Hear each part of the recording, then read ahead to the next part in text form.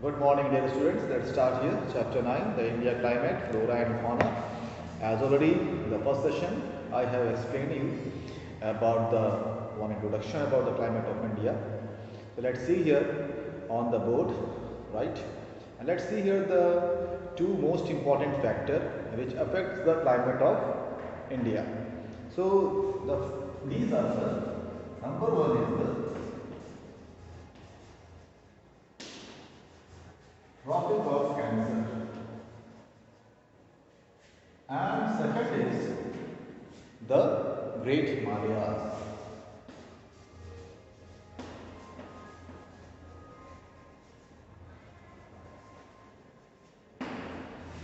So if you find here, these are the two most important factors, the Tropic of Cancer and the Great Himalayas affecting the climate of the whole India.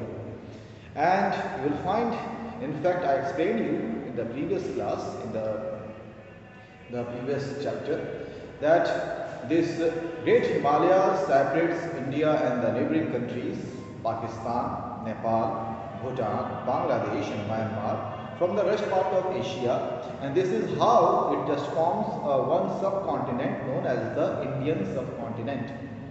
Now, no any other region or the parts of the continent is being termed as the subcontinent. So this India and these neighboring countries, they are the only region which is being termed as the subcontinent, and because India is the biggest country in this region, and that's why it is called Indian subcontinent. Now here let's see here that how this Great Himalayas range they affect the climate of India. Now already I explained you about that Himalayas actually is the highest mountain range in the world, and this Himalayas can be divided into three divisions. So you can find, as I explained you in the previous chapter, the first division is the northwest Himalayas, which enters in Pakistan and in Afghanistan, and the most prominent range in this region is the Suleiman range, that is in Pakistan, Girdhar range, that is in Pakistan, and one more Hindu Kush range, you may have heard about it, that radiates in Afghanistan. Now the second range, the second division is the Great Himalayas, that starts from the Jammu and Kashmir, right from the top, and it just comes down up to Arunachal Pradesh, enters forming a wall there on the northern part of India.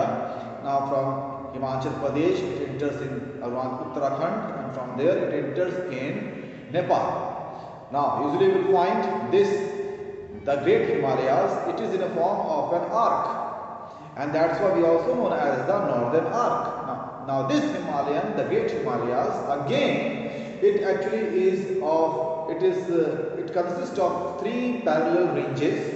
Now what are they? They are the Himadri, that the Great Himalaya. Second is the Middle Himalaya, we also call Himachal, and the third is the Lesser Himalaya known as the Shivalik. So usually the Himadri, which is the highest mountain range, this is the range in which you will find that the highest top 10 peaks of the world in fact situated in this range. Maybe it is Mount Everest or Mount Kanchenjunga or Mount K2, that is also we call it Mount Godwin-Austen. So these all ranges, or maybe Nanga Parvat, right? There are so many highest ranges are there situated in this range. And the second one is the Himachal. Now both these ranges, Himadri and Himachal, that is the Great Himalaya and the Middle Himalaya, throughout the year actually they are all covered with the ice, so the glaciers, right? Snow, we also call these mountain peaks as the snow-capped mountains. Then there is a third range, Shivalik, which usually is hills, and they are not snow-capped. So usually they are covered with the dense forest, and you will find these hills from the Himachal Pradesh, it enters in the Uttarakhand, from there it enters in Nepal, and it just keeps on there, right? So there are many ranges are there in this. So this is the Himalayas. The third division is the northeast Himalayas, which actually separates India from the rest part of Asia, that's from the east. Now there you will find there are so many hills are there. Usually it is also called the Purvanchal Himalaya. Now you will find there are so many ranges are there like Naga Hills, Mizo Hills. There is a very prominent hills known as the Garo, Khasi and Jaintia in Meghalaya. Mizo Hill, then there is downwards Patkai Hills, we also call the local language Patkai bound, right? So these are some important hills found in this region. Now these are the low hills, usually they are covered with the dense forest. And in fact you may have heard about the Kohima forest, is the dense forest in the Naga land, that is a very dense forest covering this whole region. Now let's see here that how these Great Himalayas, first of all I am explaining about the Great Himalaya, it is written on the second point, but I am explaining you this about the Great Himalayas. So how these Great Himalayas, it just influence the climate of India. Now first of all, these Great Himalayas, they just protect India from the cold Siberian breeze. Now there are the very very cold Siberian breeze, usually starts from Siberia, and it just brings the snowfall, and you can find in the winter season the whole China and Tibet, they are all actually covered with the snow, very dense snow, thick layer of snow, and that's why this region actually experiences very extreme winter. But in North India, we will find the whole North India, we don't experience such type of extreme winter. Well, winters are very very cold, but we don't experience the snowfall. Now this is all because of the Himalayas, because these Himalayas, they separate our country from this cold Siberian breeze. Now the second way these Himalayas are also blessing. Now these Himalayas, they also trap the rain-bearing wind. So let me just show you here with the diagram. So here is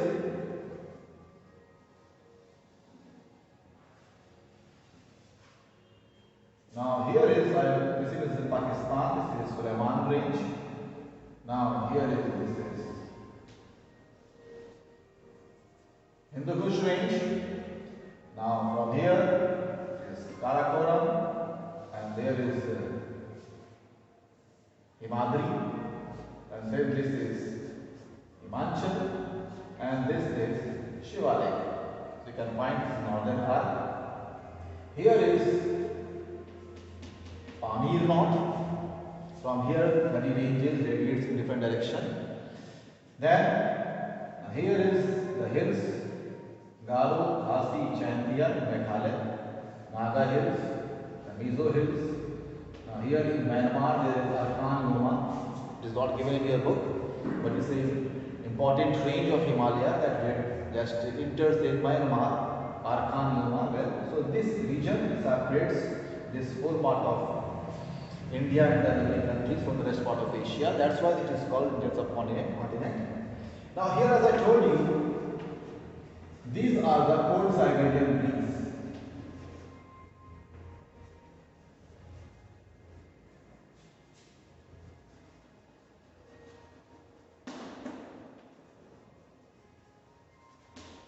So you can find this cold Siberian breeze tries to enter in India, but these Himalayas protect the whole India from this cold Siberian breeze, and that's why we don't experience the snowfall here in the whole northern part of India.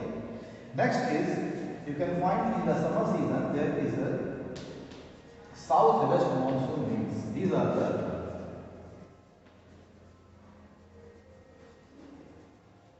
southwest monsoon winds known as southwest monsoons. Now these winds pick moisture from the Arabian Sea, from the Bay of Bengal, from below Indian Ocean, as they enter in India. So what happened here? These Himalayas, they trap these winds, and that's why we receive so good rainfall.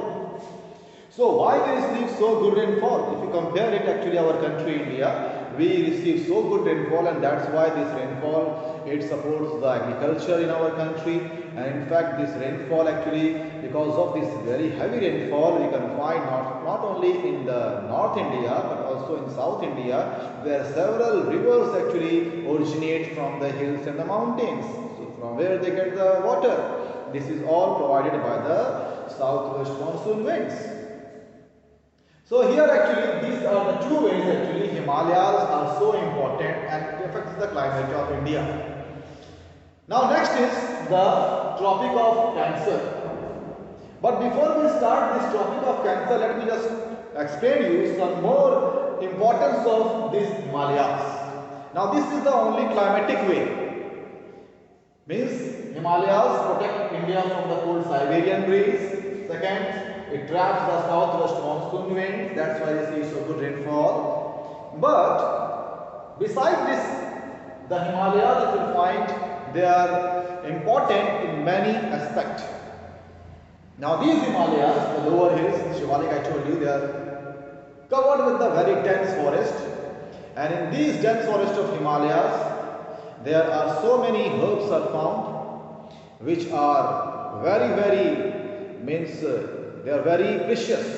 They are not found in any other part of the world. And these herbs are used in different medicines. Now these forests, they are also provides a habitat for the wildlife.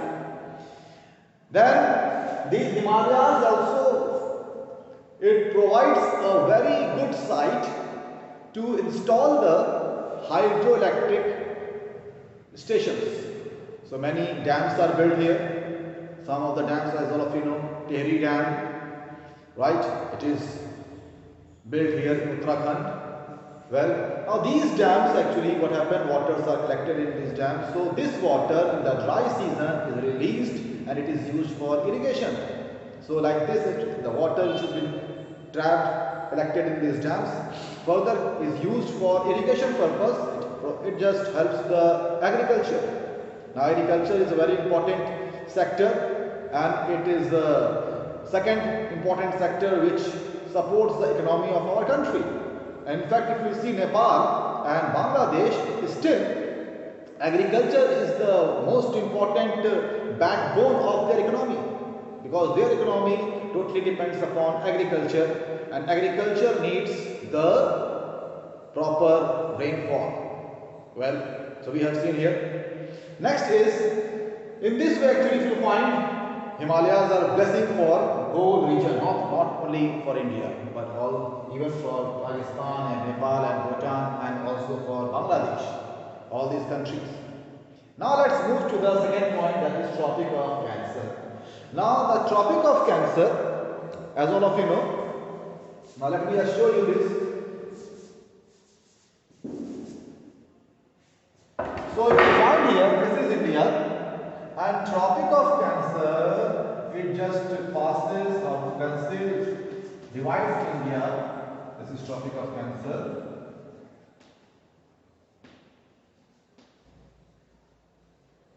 So this Tropic of Cancer divides India into two halves, North India and South India. And this is how you can find the region below the Tropic of Cancer experience pure tropical type of climate, while the region above the Tropic of Cancer, the whole North India, experience the subtropical type of climate. Now, what is the meaning of subtropical type of climate? Now this region which is experience the subtropical type of climate, if you find, this region lies between tropical region and temperate region. So it has the effect of both type of region. In winters, this region experience very extreme cold condition, that is temperate type of climate. So winters we experience in the North India, which type of climate? Temperate type of climate. But in summer we experience so extreme hot conditions, summers are very extreme, and so that is a pure tropical type of climate. So this subtropical region which experience both type of climate, in winter temperate, in summer tropical, and this is how you can find different types of vegetation is grown here. All types of crops usually are grown here. If you find about the wheat is grown in North India. Wheat is a temperate crop. Usually the wheat is grown in the temperate region, but it is grown in the winter season in the whole North India. Why? Because we experience temperate type of climate in winter season. At the same time, if you find the rice is a tropical climate and it is also grown in the rainy season. How it is possible? Because in the summer season we experience the tropical type of climate. So this is how, these are the two factors, the Tropic of Cancer, second is the Great Himalayas. They are so important for the climate of India. Now let's move to some more factors, important factors which affect the climate of India. Already I explained you, right? So let me just again explain you these things. The first one is the latitude.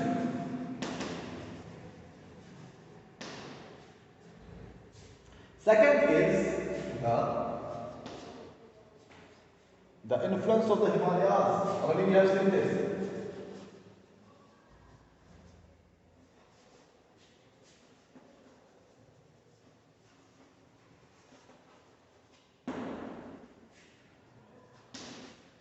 Now third is the altitude.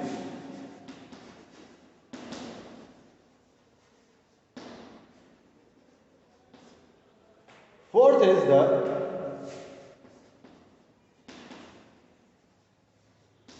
distance from the sun, from the sea.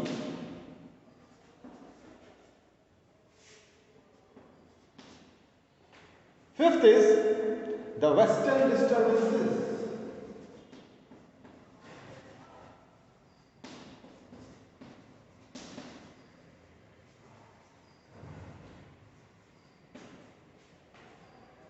And the last one, sixth one is the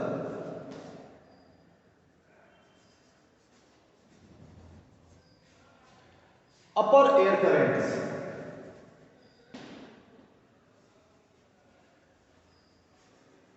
That is jet stream.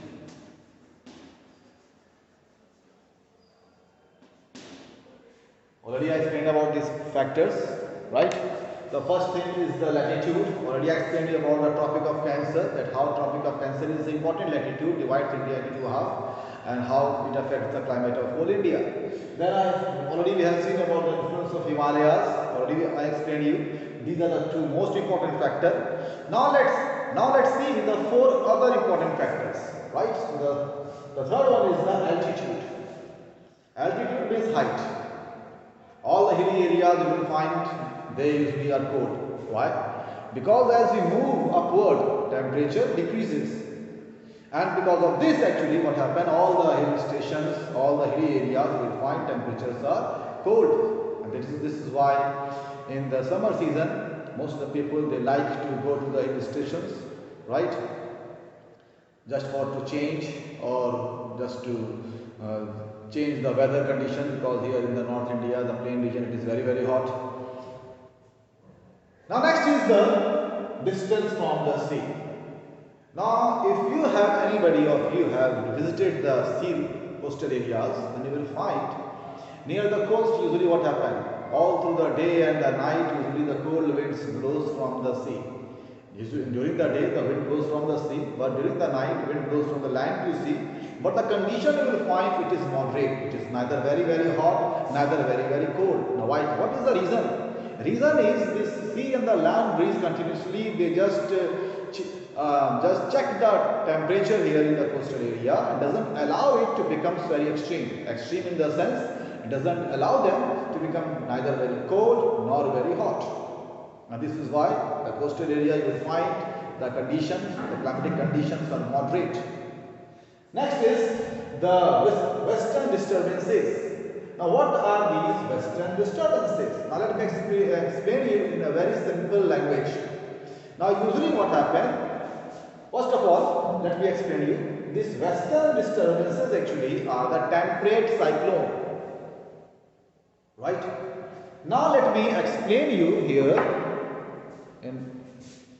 with the diagram. I want you to show you with the diagram, so I need to rub it here. This one, already I explained you these points. And now let me show you about the western disturbances. So temperate cyclone. Now usually what happens, what are the temperate cyclones? Let's see here.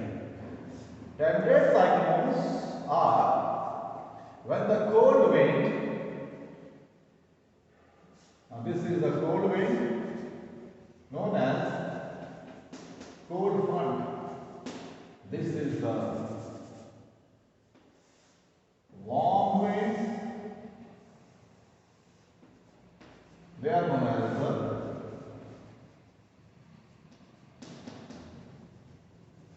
warm front. Usually they carry the clouds. Now what happens when two types of winds they meet together? This is the cold winds, this is the warm winds. So the warm winds is rise up, and usually the warm winds carries clouds.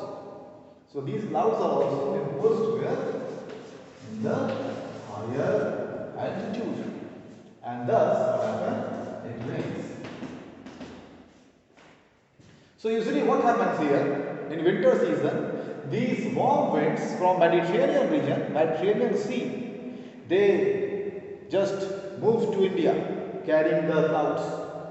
And in India usually it is cold, conditions are very cold, so these winds are cold. So when these two types of wind, cold winds and the warm winds, they meet together, the cold winds carrying the clouds, what happens? They push it in the upper layer, higher altitude, and condensation takes place, rainfall occurs. This is why in the month of December and January, sometimes we experience a slight rainfall. And this rainfall actually is a result of this temperate cyclone. Now this temperate cyclone, why it is called Western Disturbances?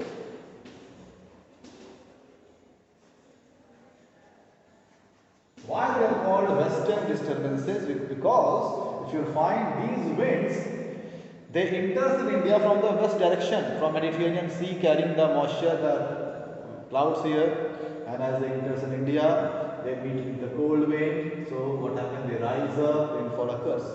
This is why this thing is known as the Western Disturbances. So I hope all of you understood. So this is also over. Now let's see here the upper air currents. That is the jet stream. Now what is this jet stream? Right? Let's see what is this jet stream. Now usually these streams are the, I told you, upper air currents. These winds or currents, they blow in the very high altitude at the height of 12,000 to 15,000 meter. That is at the level of tropopause. Tropopause is the thin layer, separates troposphere and stratosphere. If you have studied or not studied, then I will explain you afterwards when we get time. So usually in a simple way, in a simple language, these jet streams are very high speed winds which blows at the height of 12 to 15,000 meter, and they blow from the west to east direction. And it has been seen that this jet streams, it affect the monsoon in our country, right? The more detailing, because only this thing is needed for you, more detailing you will study, more detailed study, knowledge you will know in the higher classes, right?